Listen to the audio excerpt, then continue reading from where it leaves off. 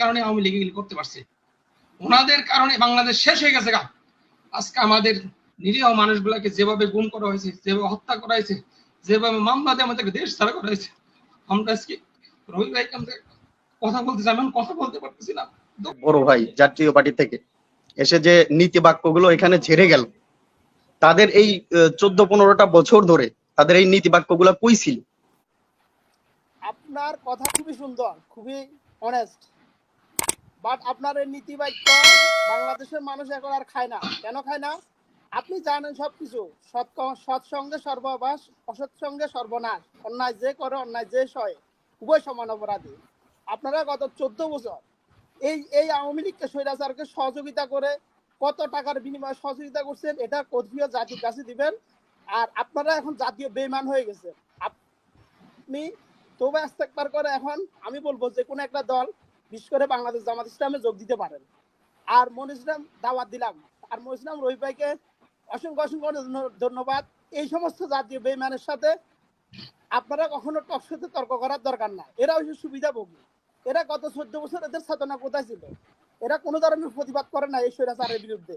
এরা স্বৈরাচারের পক্ষে গান গাইছে, স্বৈরাচারের সকল সুযোগ সুবিধা নিছে সংসদ থেকে। এখন আসি এরা বল পাল্টাইতেছে। এখন আমি বলবো এরা তো এই ছাত্র আন্দোলনের পক্ষেও কোনো কথা বলে নাই। তা আজকে মাহবুব ভাই যতই সৎ কথা বলেন, বাংলাদেশের মানুষ খুবই সচেতন, শিক্ষিত মানুষ, শিক্ষিত সমাজ এখন বর্তমানে এগুলো আপনাদের এগুলো আর পছন্দ করে না। আপনারা এগুলো বলবেন না। আপনারা ইস্তেগফার করে তওবা করে তাড়াতাড়ি যে কোনো একটা সৎ অনেস্ট গণতান্ত্রিক দলের সাথে যোগ দেন। এই বলে আমি আমার বক্তব্য শেষ করলাম। আসসালামু আলাইকুম। আমি বলেছিলাম রবি ভাই, আপনার কাছে একটা আবেদন, আমাদের লুৎফর রহমান বাবর সাহেবকে আপনারা দ্রুত তাড়াতাড়ি এই দেশের আলো বাতাস দেখার সুযোগ করে দেন, স্বাধীন বাংলার আলো বাতাস করার সুযোগ করে দেন। লুৎফর রহমান বাবর, এই বিষয়ে আপনারা কি বলবেন? তারেক রহমান সাহেব আসলে ওনার সাথে সাথে লুৎফর রহমান বাবর সাহেব আসবে, অসুবিধা। 17টি বছর আমরা নিপীড়িত, এই জালিম যাত্রাপার্টি এখনো তারা কথা বলে। আমি চাই এই যাত্রাপার্টি যে বাংলাদেশে না থাকে। ওনারা 100 বানাইছে, 5-7টা কি বানাইছে এই যাত্রাপার্টিতে। এই যাত্রাপার্টির কারণে আওয়ামী লীগ এগুলি করতে পারছে। ওনাদের কারণে বাংলাদেশ শেষ হয়ে গেছে। আজকে আমাদের নিরীহ মানুষগুলাকে যেভাবে গুম করা হয়েছে, যেভাবে হত্যা করা হয়েছে, যেভাবে মামলা দিয়ে আমাদেরকে দেশ ছাড়া করা হয়েছে, আমরা আজকে রবি ভাই কথা বলতে চাই, আমি কথা বলতে পারতেছি না। যেভাবে ছাত্রগুলিকে মারা হয়েছে, বাসায় ঢুইকা স্টুডেন্ট খোঁজা হয়েছে। আমরা শুনেছি পাকিস্তান পিরিয়ডে বলছে এই কোথায় মুক্তি, কিদারে মুক্তি। আজকে আমাদের বাসায় ঢুকে কোথায় স্টুডেন্ট, ছাত্র কোথায়? কেন আমাদের সেনাবাহিনী, কেন আমাদের বিজেপি, কেন র্যাব, কেন পুলিশ এই কাজগুলি করলো? একমাত্র ওনাদের কারণে।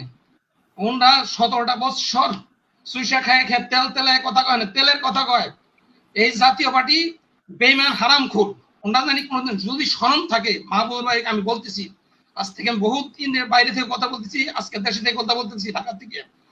ওনারা জানি জীবনে কোনোদিন টকশোতে এসে কথা বলে না, তওবা কায়রা মানে চুপচাপ বসে, ওনাদের কোনো পার্টিও করে না।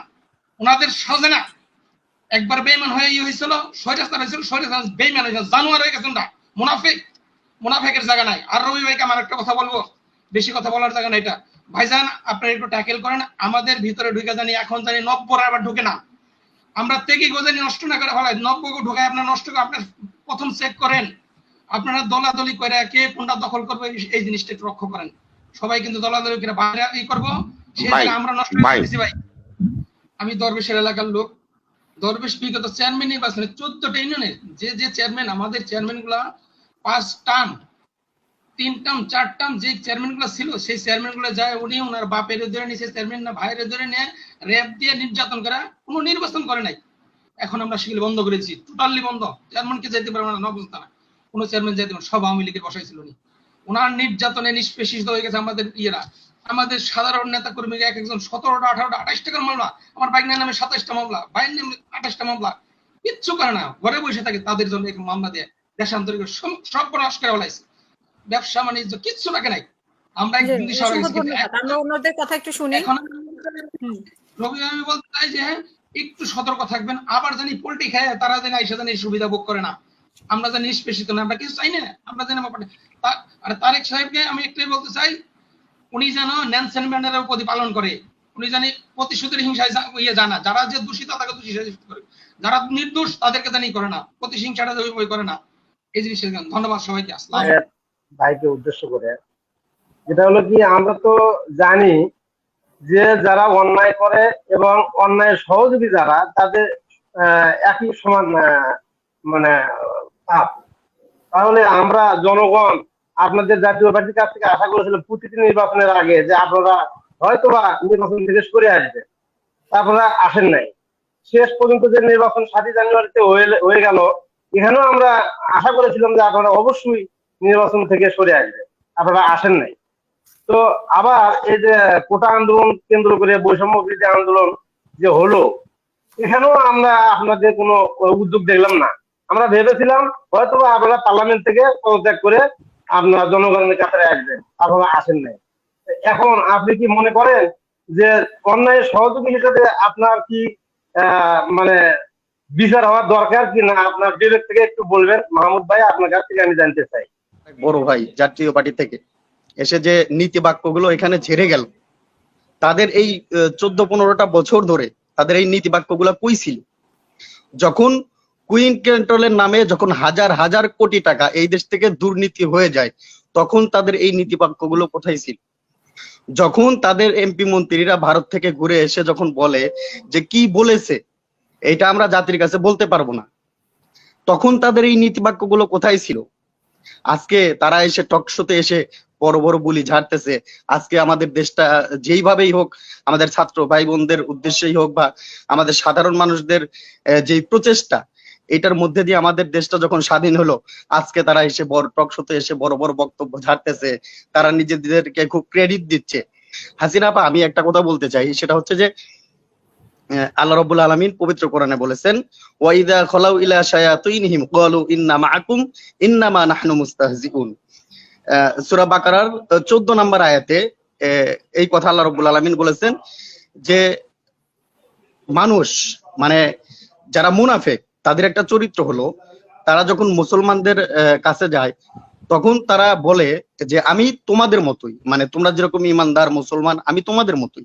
আবার তারা যখন বেঈমানদের কাছে যায় তখন বলে না আমি তোমাদের মতোই। অর্থাৎ এটা হচ্ছে মুনাফিক। আর এই মুনাফিকের স্থান হচ্ছে জাহান্নামের সর্বনিচে, একদম সর্বতলানিতে যেটাকে বলে। আজকে দেখেন এই যে আপনার কি বলে জাতীয় পার্টির যে ভাইটা এসে কথা বললো, এরা যে মুনাফিকের যে আলামত, মুনাফিকের যে পরিচয়টা এখন তারা দিচ্ছে, আসলে এই রংপুর পার্টির এই মুনাফিকের আলামত এখন আর মানুষ খায় না। কারণ হচ্ছে মানুষ এই 16-17টা বছর হলো দেখতেছে যে বাংলাদেশের কি অবস্থা, কাদের কি অবস্থা, কারা কি করতেছে।